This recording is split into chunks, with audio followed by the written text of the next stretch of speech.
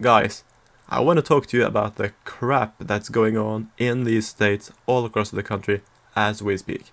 Why the hell is this map from Illinois approved, not in litigation, not going down, going to stay, while this map from North Carolina, which is also gerrymandered but much more compact, has been rejected and taken down by the courts. Now, Texas, for another one, is still in litigation, and to be honest, it is some ugly drawing in some of these areas. But again, in Texas, the Republicans have protected all incumbents, including Democrats, from both parties, in other words, and in Illinois, the Democrats have taken down 2 incumbent Republicans. Now, I'm not going to cry for Adam Kinzinger, but it does decrease the congressional delegation. Although, just maybe not, because the numbers that we see here being used by 538 is not from congressional elections in the past, where Republicans had the advantage, like in 2014, but the reason it is still so blue in the area around Chicago, not just the city but the suburbs, is because these are Trump numbers. So if you look at the old map, R+5, R+8, these are districts that Trump won, while districts that were initially drawn to be Republican, like the 6th and the 14th, well, the 6th is blue and the 14th is red. But the fact of the matter is that many of these seats in the suburbs of Chicago could absolutely flip. Actually, 3 of them, I think, has a chance to flip, and these are the 6th, the 14th, and the 11th, because this is probably going to be a year where the Republicans are very favored, and since we are hearing about suburban erosion for the Democrats in the Midwest, it definitely could be a certain reversal now that Trump is not on the ballot and the economy is so bad on the part of the Democrats. So, in the House rating by the Cook Political Report, obviously Illinois 13th is now open here, and it is sort of expected to flip. That is, I believe, yeah, this is the old Rodney Davis district, and he is forced to run against Mary Miller, which is going to be an exciting one. Davis is the more typical high-profile Republican. Mary Miller is lower profile, newer, more Trumpian. So definitely one to look out for. While Darian LaHood is probably going to be the winner in the other districts. And actually he's not too good.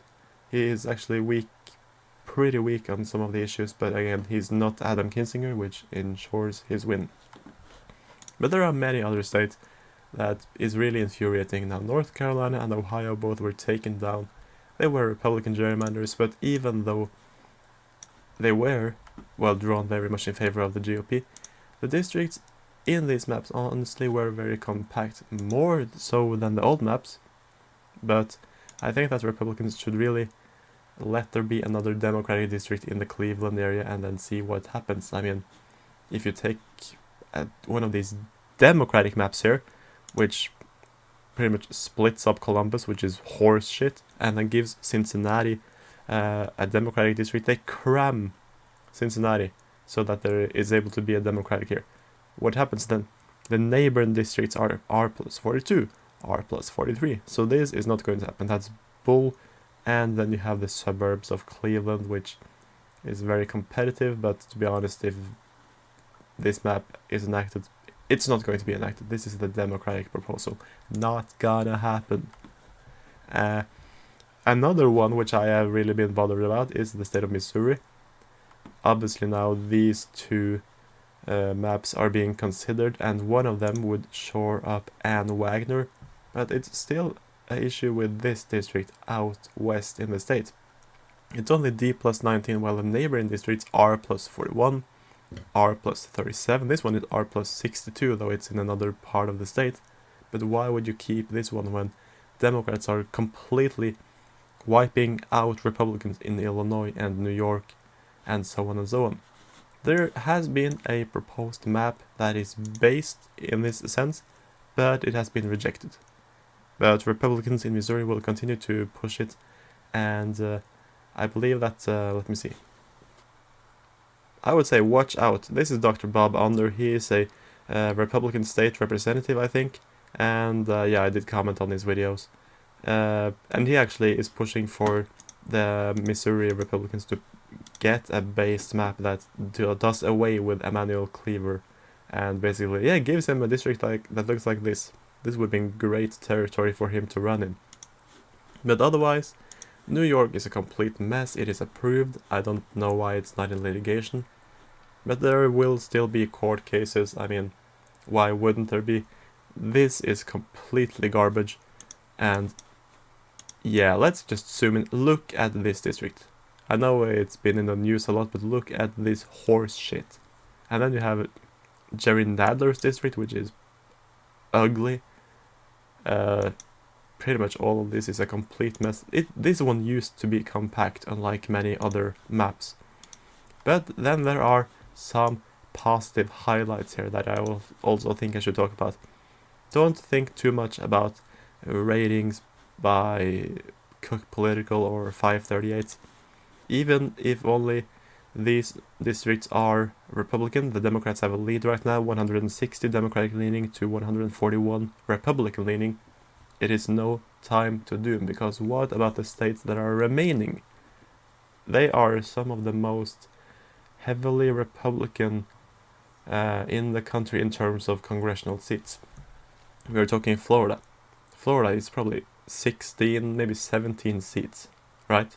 It depends on the map. Louisiana, that's 5 Republican seats. That's up to 22. In the state of Wisconsin, we are talking 6, probably. 28. Minnesota, 32. Missouri, 38. North Carolina, probably 10, which is 48. Ohio, another 10, that's 58. Pennsylvania, another 10, that's 68.